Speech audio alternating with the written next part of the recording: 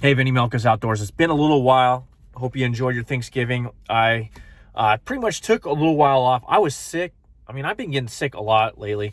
But I want to talk about a couple of things. One, some awesome sales were happening on Black Friday, which is pretty cool through, various tackle. Like, I'm not sponsored by anybody or anything, but, the Hookup Tackle is doing some cool stuff. Right now, I think it's Monday. If you're watching this later, sorry, but cyber deals on JDM tackle there. It looks pretty cool. And I'm just a tackle enthusiast, so I like to get those weird things. And the Japanese are so good at innovating and doing and just putting things in baits you just don't even think of. Or maybe you did, it just seems so ridiculous, but they do it and it looks cool. What was I gonna say? Oh yeah, so I got something coming in for the boat. We're gonna do a little bit of maintenance videos. One reason we're going to replace, that front strap. Nobody really says anything about that when it comes to boat maintenance.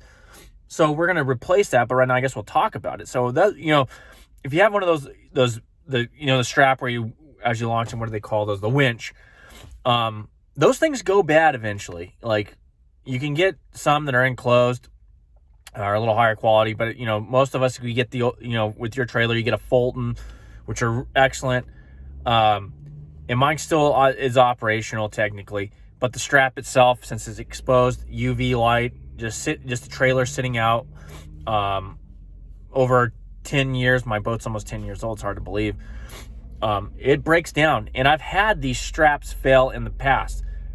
Even I had a little Triton boat back in the day, went to Lake Powell and was loading that in a very precarious situation because I had this girl with me and had a hook inside. That was craziness.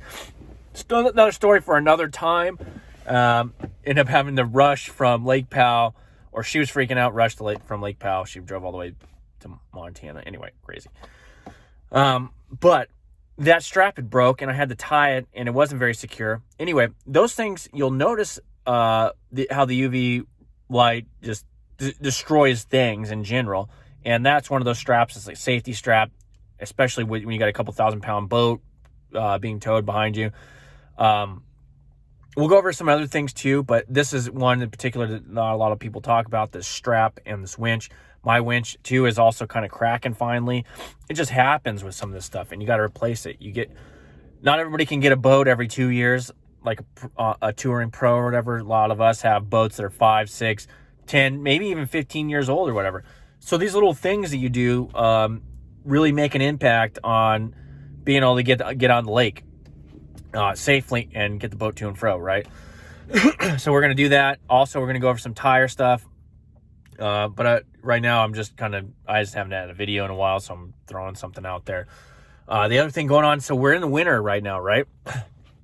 Essentially, it's still fall. Technically, to me, we're in the winter pattern. We're starting to get in the winter pattern because we've had some really Arctic blasts coming down through the country. Supposedly get another one, and it's actually one of my favorite times of the year, and some of my favorite baits. And right now, you can get some good deals on them. That's what I'm talking about. So now that you got Panoptix, and even before when you video game fish with regular 2D sonar, this is also some of my favorite stuff. Spoons, blade baits, rattle trap type, lipless crankbaits. I love that stuff.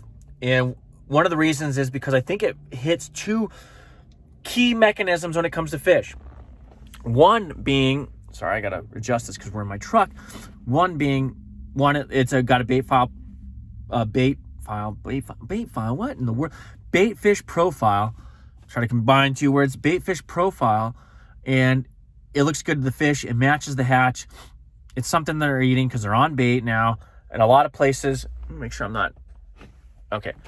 A lot of places, once the water temperature gets below 55 degrees, you start seeing the crayfish kind of burrowing up, and you don't see them as much. A lot of crayfish species kind of semi-hibernate or hibernate. Not that you can't catch them on that kind of stuff, but the fish start really honing in on bait fish, especially if you got a place where there's a lot of shad. You can start really getting them. So these baits, they mimic that. You start getting those die-offs, it mimics that as well. So they're very good at mimicking bait fish, especially smaller pelagic style, shad, smaller gizzard shad. And if you use the ice spoons, or the ice jigs. They kind of look like little Cisco's or whatnot. So there's all different kinds of bait fish these things can imitate. The other thing they do is they give you the ability to draw reaction strikes.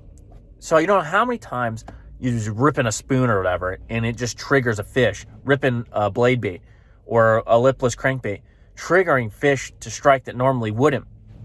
And that's what I mean. So you're getting two different elements from these baits. It's one of the reasons I like them. I have tremendous amount of confidence in them, and you wouldn't think, okay, you're slinging around essentially a piece of metal or a lead weight with a treble hook or whatever. But with the profile, with the action, with the colors, it gives you a tremendously versatile bait. I use these all year round now. Just like the guys with jerk baits now that are using them with the live scope and everything year round. Used to be just a spring, kind of a winter-ish bait, but mainly a spring bait, a lot of those jerk baits. And then if you're night fishing, maybe you throw one of those old school husky. Now it's a year-round thing. People, you realize how effective jerk bait is no matter what. That is how I view lipless crankbaits and blade baits especially, and the spoons and those jigging wraps. I don't look at them as essentially just winter baits. Maybe the jigging wrap a little bit, but I look at the blade bait especially as a versatile all-season bait. Wherever I can see fish on my electronics, especially if I need to cover water too and clear water. Now, when we get into a little more dirty water, I'm throwing that lipless crankbait. I'm putting the blade bait down a little bit more. But when I can, when I have a little bit of visibility, when I have, fish set up the right way, or there's not that, unless they're deep in cover, like I'll throw that blade bait. And there's various blade baits. If you look at another one, JDM, some of these JDM baits that are coming out, they have those little frog hooks on them that make them a little bit easier to throw around and not get hung up. Those are really good. Also, there are some that are really good, but the double treble hooks, sometimes they get on your line. There's ways to kind of mitigate that, but you're just going to have to live with it a little bit. Maybe take a treble hook off. I don't know. There's some ways to do it. You change the hook out. I've talked about it in the past because I've done a video a little bit on blade baits. I will say this with blade baits. I have found that, they have circuit board blade baits. You have different various metal blade baits.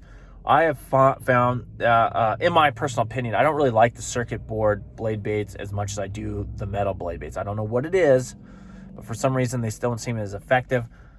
But I probably need to go put a little more time in the water with them. But I've fished around with them, and I've, at the same time, having the metal blade bait like a Dyna Response or the OSP stuff, or you name it, it's some metal blade bait. And I fished around trying to compare the two, and I've the metal one seems to outperform. And don't ask me exactly why. There is also, I need to do a little bit more of the OSP. If you check out that OSP one with the little frog hooks, I think they've come out with another, I think some of the circuit board ones have that as well. But that seems to be an awesome one. The only thing is I don't like and we'll go into that deeper because it's a good one to go into. But the paint jobs are good, but they chip a little bit. But anyway, that's besides the point. You can really go ham on the fish with these things at times when they're at this time of year when they're schooled up. Throw that. Of course, your drop shots, everybody. I don't find drop shot as effective in the wintertime as I guess a lot of other guys do. It depends on what we're doing. I'd rather throw those other baits when I know they're schooled up, because I just feel like they're more effective at drawing the reaction strike and then also getting visceral response that there's a dying bait fish around. Drop shot, yes, I've caught a lot of fish in the winter. I just don't think it's its most effective point. I mean, to me, with the fish are, depending on what we do, I guess we'll go into this a little bit. Depending on what they're doing, if I'm largemouth, I'm lowering that leader length on my drop shot going into the winter and trying to pick off the ones or twos that I can get on certain pieces of structure or cover. And then when you're out more in the open water, fishing the deeper structure, I'm still using that lower. I'm varying my leader a little bit more, as opposed when you get in the summer months and fall, and even some of the spring where you get a little more activity, where you can, kind of set your length at a certain, I always have a go-to length, and usually you can draw responses. You get fish moving around. Sometimes in the winter they lock down, and you need to have that in their face. And so it can be effective. It is effective. It's not, to me, it's not the most effective technique for winter unless you really have them dialed in, and you can put that bait right in their face, and just sit there. So I usually shorten my leader length, anticipating that, you know, you get those fish that kind of suck down on the bottom in the wintertime, and you can maybe get a couple of those guys and get a couple key bites.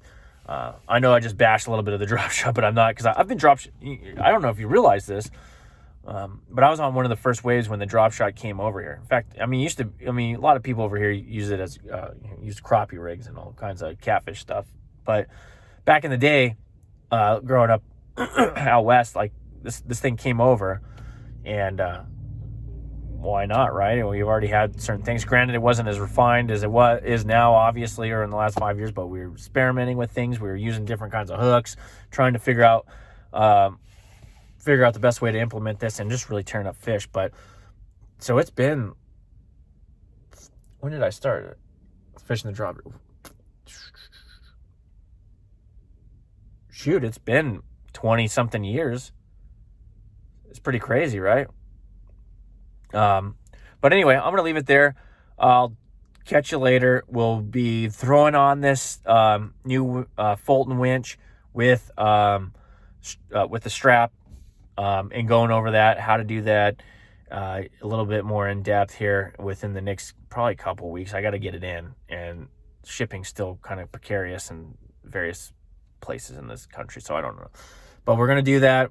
We're going to hopefully get on the lake in the wintertime, maybe do a little bit of blade baiting, because that'll be fun, and see what happens. I'm gonna go deep dive a little bit into the tournament scene. That's the other thing, cost, because with all these costs, like, it's changed the way I fish tournaments, the diesel price or whatever, but we're seeing other pros starting to come out and adjust the way they tournament fish based upon the rising cost of being able to fish, or the rising cost of fishing in general. And we're seeing it now reflect in some of the tournament scenes with some big names making some big moves. Anyway, I'll talk to you later. Peace.